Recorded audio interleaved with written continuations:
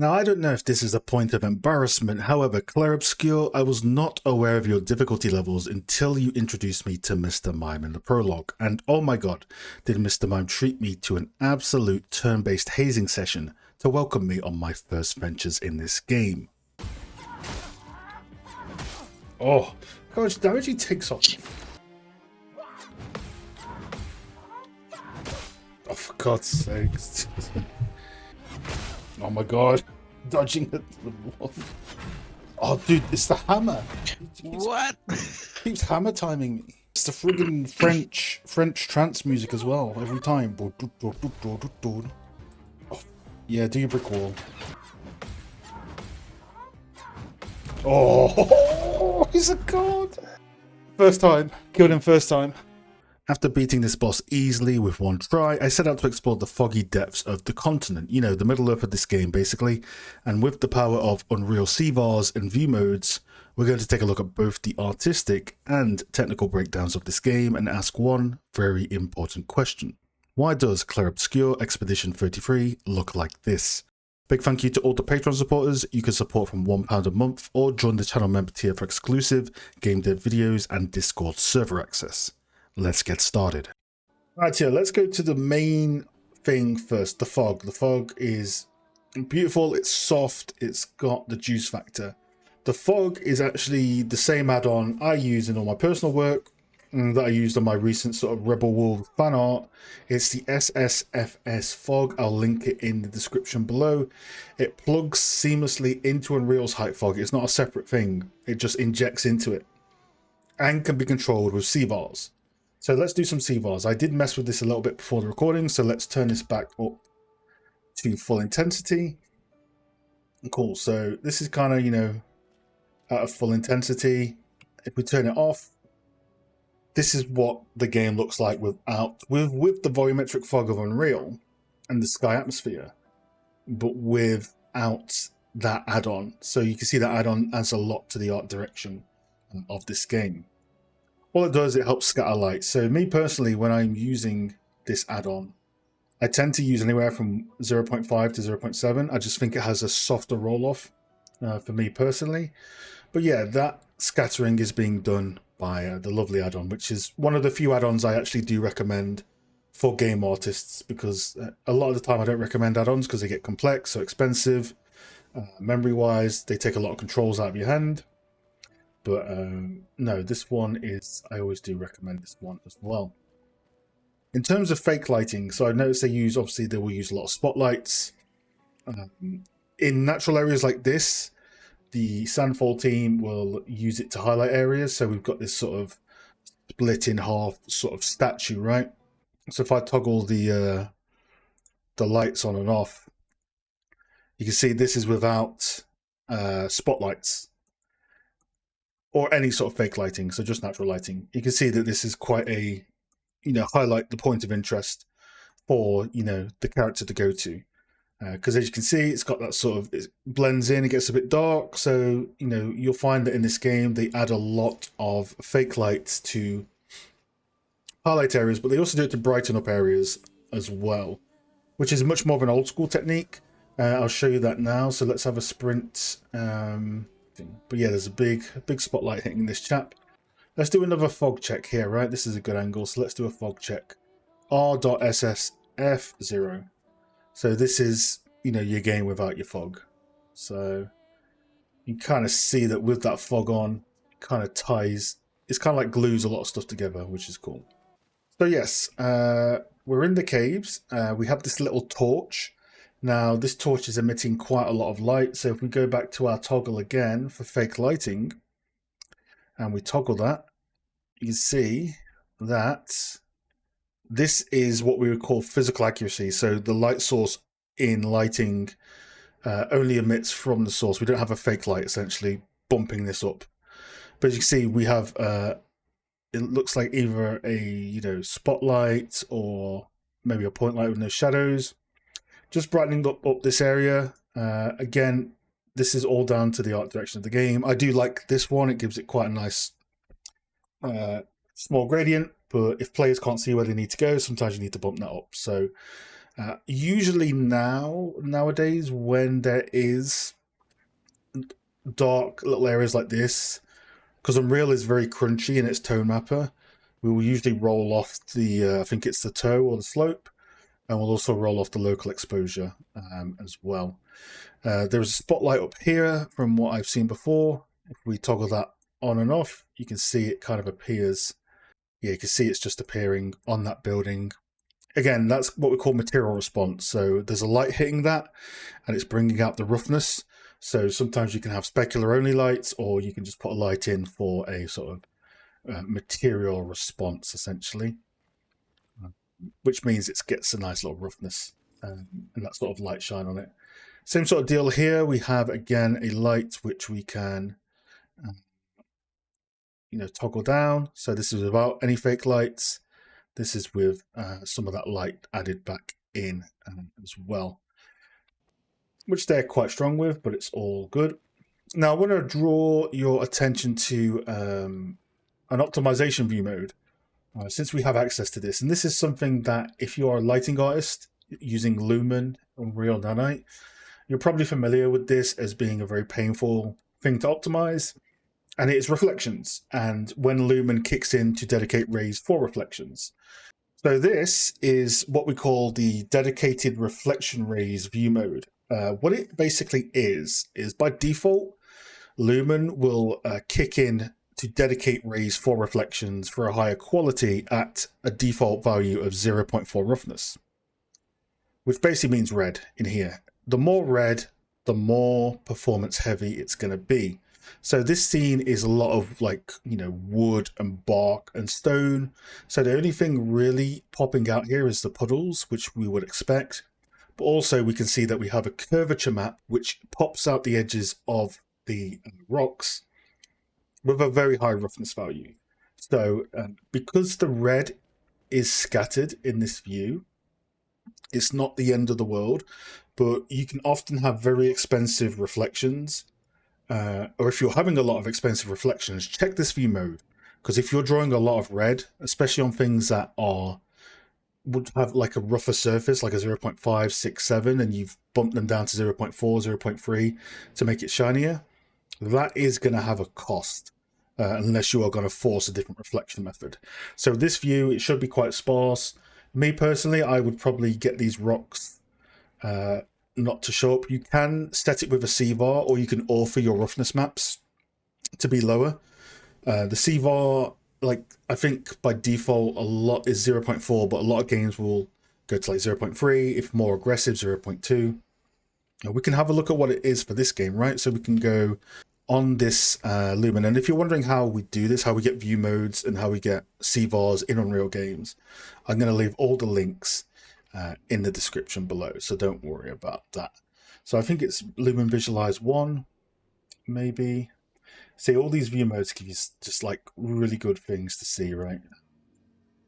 Yeah, so here we go. So they've set it to 0.3. So you have a separate CVAR for foliage and for your scene.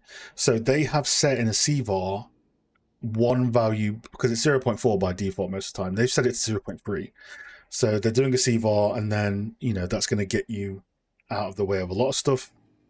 We could overrun this and set it down further, but usually what we would do is we would, send this to an environment artist, or ask if we can just quickly, adjust the roughness on these rocks.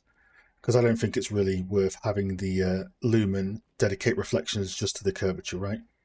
And you can see, it's interesting, the hair doesn't have it on the character, but the beard does, unless that is a bug with the view mode. You never know with this sort of stuff. But yes, let's force set a value. Let's say we're being very aggressive with our optimization. We're being a true technical artist. We just want to optimize and nuke all the visuals. I kid. Don't hurt me. It's true though. So let's say 0.2. You'll notice when we clamp down to 0.2, we now get something that, we would have something like this, where we're not really kicking in Lumen reflections unless it's really reflective, aka water, or something like that, puddles. So I would personally, if I was sort of going through this scene, and again, this is just my personal opinion, It's a great game and it's amazing. I would go into this scene and I would keep their CVAR at 0.3, of course, but I would lower the roughness a tiny bit in the shader to make sure that stuff isn't popping. Now, if you have something like this, right, let's say if you ever are optimizing and you have something like this is really bad. This will tank your lumen reflections in your profiling. You know, this will take it up like 2, 3, 4, 5 milliseconds, depending on how much is on here. So yeah, be careful with that, because lumen reflections, expensive. You have a game with a lot of rain. You got to figure out, are you going to have reflections and sacrifice shadows, or are you going to sacrifice something else, right? Because at the end of the day, you only have 4 milliseconds. I think Epic Games recommend about 4 milliseconds for lumen, or around that value, and that will differ in each studio depending on the game. But you don't have a lot for lighting, and lighting takes up a lot of memory very quickly. So be careful on that as well. I've got some video clips I want to show you as well. I wanted to show you this starting bit in game because it's just, yeah, I just love this game. I'm still playing through it, but yeah, I really enjoy it. I love the music as well. So let's come out of this and let's go into. I've got some clips, and I want to show you some things that I found. So let's go through some of these. Some of these we showed already, but I want to show some others, right? So in here, what's interesting is they drop down to 30 FPS for cinematics and combat, and 60 for locomotion, for movement. And I noticed they pump a lot more into the cinematics and combat, which is cool, right? So they're pushing a higher visual quality at 30 FPS, and then they're going back to 60. So what we get in here is, right, we look back here, I've turned off all the spotlights. So this is the cinematic with just environment lighting. Now, if you've seen any of my talks about lighting in games before, you'll know that cinematic lighting, cinematic scenes with just environment lighting won't cut it. You need 3-point lighting, 2-point lighting, a key light, rim light, fog light. You need this to pop the character out. So look at this image. This is without spotlights. I'm going to go enable them in a second. Boom, enabled. So now we've got a key light probably hitting each character. You know, I haven't tried this little Epic Pen out yet. I'm trying to see how cool this stuff is. Might get Epic Pen Pro. Unless they, you know, you want to sponsor me. Shill. But yeah, you know, you've probably got like, usually when you do cinematics, you know, you have like a, oh, it's very laggy. You know, spotlight hitting each side, and then, you know, you might have another light this side hitting it. God, that's a chunky lag on that, I tell you. Same again, no spotlights. You see the difference? Like, this is the difference between cinematic lighting and environment lighting. Environment lighting, you have to make it work from all angles. It has to run at 60 FPS. Cinematics, you can use a lot more fake lights, as long as it doesn't look drastically different to the environment, so that when you go back to gameplay, it's not a jarring experience. You'll be good. Again, on the topic of spotlights, when you enter combat, every character has a spotlight attached to them. So can we find that video? I think it was this one. Oh no, that was the video from before, you know, with the fake spotlight on the statue. Just as a reminder, boom, and it turns off. Oh, this was the city. I love the lighting on this area, by the way. So if we turn off the lights, let's see what happens. Boom. So you notice the emissives stay on. So emissives, obviously they're not classed as a light under the CVAR. So you're probably just getting the emissive as a color harmony with, you know, you can see down here on this lantern, the emissive is probably, you know, acting as a light source. But then when we kick in the actual practical lights, we're kicking in with spotlights. So boom, we probably have like, you know, spotlights facing up and down. And the reason we do that is, you know, this is how it could be, right?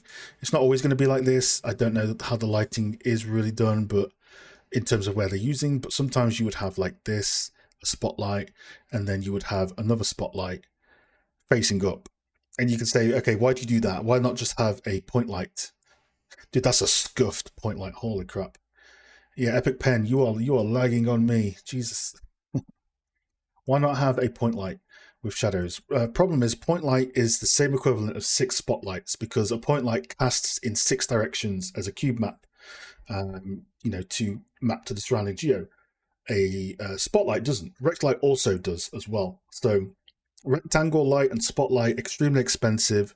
We don't really use them if we can. We use point lights with shadows off a lot of the time at small attenuations, but we tend to use our go-to is spotlights with shadows because they're very cheap. Now, this may change in the next few years when megalights becomes more of a thing, but it is still the standard right now.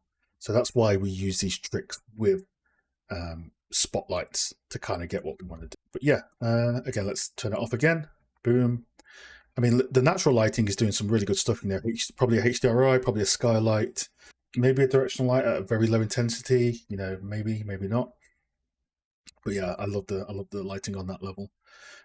We showed the tunnels. I thought the flags weren't moving because of world position offset, which Nanite hates.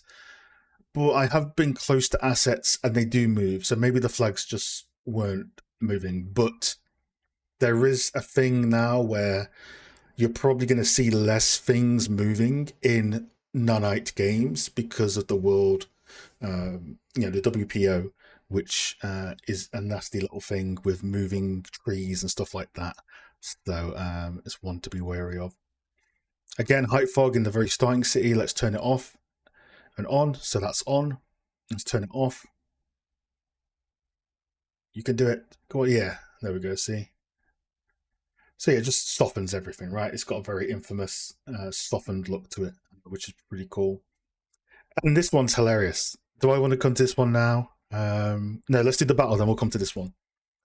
So in battle, things drop down. I assume they swap in higher quality models because it drops down to 30. But you'll notice every character and boss has a light rig attached to them, probably attached to their chest bone.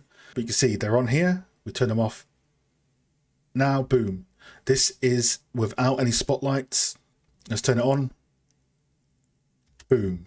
So every character probably has at least one spotlight and the bosses to keep them readable from the background. I've also seen that they use point lights in the background to, again, tackle the darkness issues of Unreal. Do we do point lights in this video? Let's just have a quick check. Yeah, there we go. So you can see they're using point lights to, you'll see in a minute. Watch this area where my mouse is. You know, we'll turn it off in a second. But yeah, the lights are just following the characters around. And they're attached to a bone so that you don't have to keyframe it manually, because that can be quite painful, especially when you have a character running. Okay, we're gonna do point light. Watch this, boom. So this dark area here, right, where you can't see much detail, this is just an issue of Unreal having really harsh contrasts. So, you know, you can do things like local exposure and rolling off the tone mapper. But yeah, if it's a cutscene like this where it's just focused on combat, you can throw some point lights or some spotlights. If you've got 30 FPS, you get a world more of awesome features you can do in combat. Now, this last one, before we jump onto like the art dump, this one made me laugh so hard. I know we've done this before, but I've never seen it done so obviously. It's fun. It makes me laugh. So when you're in interiors, they change the directional light when you run through a trigger, but the directional light is too slow. So you see it change before you ever get to the room you're going to. So watch this. I'm going to run up here and there's a trigger on these stairs, right? And I've got these weird blue dots here. So I'm going to run up, I trigger, and then boom. And just rotate. It's like yeah, we want cool god rays. So we're gonna turn the light when they're running up. I've not done that in gameplay. It's always a little bit risky because you get stuff like this. Usually we would just put like a spotlight outside with volumetrics on, but we've done stuff like this in cutscenes because it's much easier to hide in camera transitions. But yeah, I haven't seen anything like this before. It's fun. It's cool to see these little things, even though it's strange. It's you can see what the devs are trying to do to get the lighting to work with, you know, with Lumen and Unreal, which is Again, if you have used Lumen before with interiors, it is extremely difficult. You can see that this interior is very bright. There's not really much exposure compensation on. It takes a lot of time to get Lumen working with an exposure curve and with this sort of stuff as well. But yeah, I thought it was fun. I like seeing these little things because, you know, it gives you ideas for the future as well. Yeah, so this was posted today. No wireframes, it's just the meshes. The wireframe is a little bit hit and miss because a lot of it is going to be like marketplace assets mixed with their own. So let's draw more attention to the assets themselves. So very modular, very lots of modular bits to help blend into sort of the set dressing that they've done with the other assets. What I've noticed about the Sandfall team is they're really good at like a lot of things, right? We call it a T-shaped person. You know, if you think of a person in a T-shape, right? Their height is the expertise, so lighting artist, environment artist, and the sort of width where their arms are out, that is the generalist skills. So, for example, for me, I'm a lighting artist with a environment artist supplementary skill set. So what you see is you see that in regard to this, they're able to make like statues and do like different types of organic models and hard surface models and all that sort of jazz. Now, technique wise, there was one thing I wanted to draw attention to, which you can see here on the damage. So with the damage states, and this is a pretty standard technique, pretty old school, but it works, which is really good. So you have like damage, right? And you polymodel out the damage. You know, you can Boolean it or do whatever you want. And then what you do is you just grab this new face on the inside and you map that to a tiling texture. And then you just call it a day, right? Sometimes you can also get edge decals. And sometimes, you know, they will sort of use a thin strip of geo and put a sculpted decal on it and just trace around the edge. In this one, because the bigger picture of the game is like third person, they're probably, from the looks of it, they're just going, you know, tiling texture, cutting damage. It's got a baked map, tiling texture. And you can see that on a lot of this stuff, right? I think what's good about this game is it knows what it wants to do. It knows about the bigger picture of how all these assets work together. Whereas sometimes what can happen is you can get stuck in the detail, like you're going to sculpt the perfect damage here where an army of ants have attacked this and then a bumblebee came along and, you know, it died on the corner, and then you put it into a game and you've done all this detailing and it's like 200 pixels on the screen because there's a bunch of other stuff, right? So I think it's really good to think about the bigger picture and how this looks in context together instead of tunnel visioning on the stuff you're doing. And this is super flexible because you can go into any asset. We could go into this, right? And we could break this up with a Boolean or, you know, whatever, right? And then just map a tiling texture over to the new face. It's quick, it's nimble, it's iterative, and that's why Sandfall are very successful with this title. And then just more of, again, more of your typical modularity. We can see here that we have, you know, my best guess, right? My best estimate is, you know, some sort of tiling texture with model detail, and then a tiling texture of concrete dirt mapped to the inside of the bricks, which is cool because sometimes with this sort of stuff with rubble, you have two techniques usually. So one is this technique, which I think, and I'm just going to use my best guess here, is that you have your bricks, and when you do a damaged brick, you use the same texture, you cut away from an edge, and you put a tiling texture on to damage it. The other method is you have a tiling texture, and this is what's going to be in the Assassin's Creed Shadows video, because they do this a lot. So you have a tiling texture, but then you have a, let's say this is a tiling texture, we'll call it Bob. And then what you have is you have another texture of the same bricks, but it's 6 or 7 unique bricks that have been sculpted.